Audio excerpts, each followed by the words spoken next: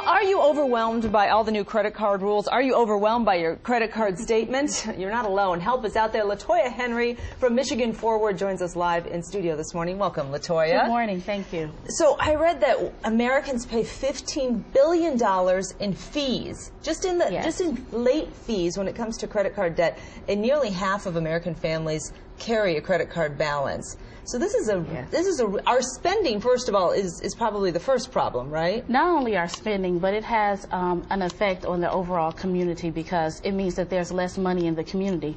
Less money in the community means that people aren't spending more money in the community, and with high unemployment, it's all just everything's out of whack. So there is a new law that was signed into effect by President Obama.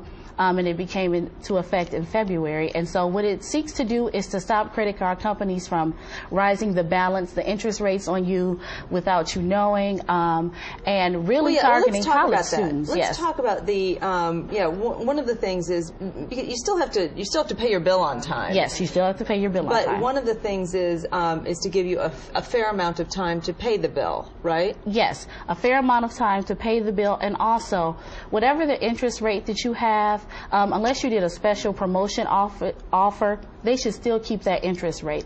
And if the rate is going to increase, they can't just change it on you without notifying you well in advance. So the law changes the amount of notification time, and it also works for our college students as well. You know, on college campuses, they're always saying, hey, get a free t-shirt or a free pizza if you fill out this application. Yeah, it's very enticing to sign up for credit cards. It is definitely enticing, and what the new law does is that it changes how they can market to college students. So even college students can be smarter about applying for credit cards, and from them being bombarded on campus. So the law went into effect at the end of February, and consumers should start to see some changes now. But what we're going to do at our seminar tomorrow, Monday, at Fellowship Chapel at 6:30 p.m., we're going to educate the consumer about the effects of the new credit card law.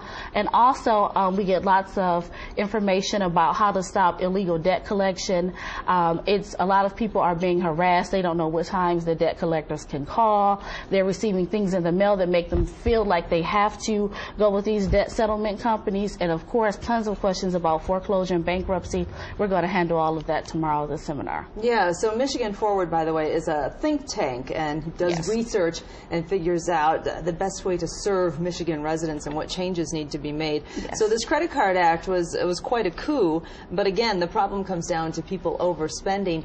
But also one of the things that they talk about on this credit card act that Obama signed was the plain language, because it's so much about fine print, LaToya. Lots of fine print. If you don't get out a magnifying glass, it's hard to tell when, what interest rate you've got, when it's going to change. Lots of fine print. Also, sometimes people are not aware that their credit card has an annual fee. Right. They don't know when the annual fees are, and so this act seeks to make all these things clear so we can be better consumers, and then we're protected, because we all know that the economy is in a flux and is on its way to rebound, but credit is one way, and so we have to make sure that our consumers here in particular in Michigan are definitely educated. Be smart about it, and make sure you do read all the size print, but hopefully it'll get a little bigger now. Yes. LaToya, thanks for being with us. Thank you. Good job. Jay? All right, Dina, thank you. It's green and white all across the state today as the Spartans gear up to play in the Elite Eight, how they're preparing to take on Tennessee, and what fans are saying about the game. And how much exercise do you get a week? We'll tell you the surprising results of a new study about how many hours women should spend working out, and that's on the way in HealthWorks.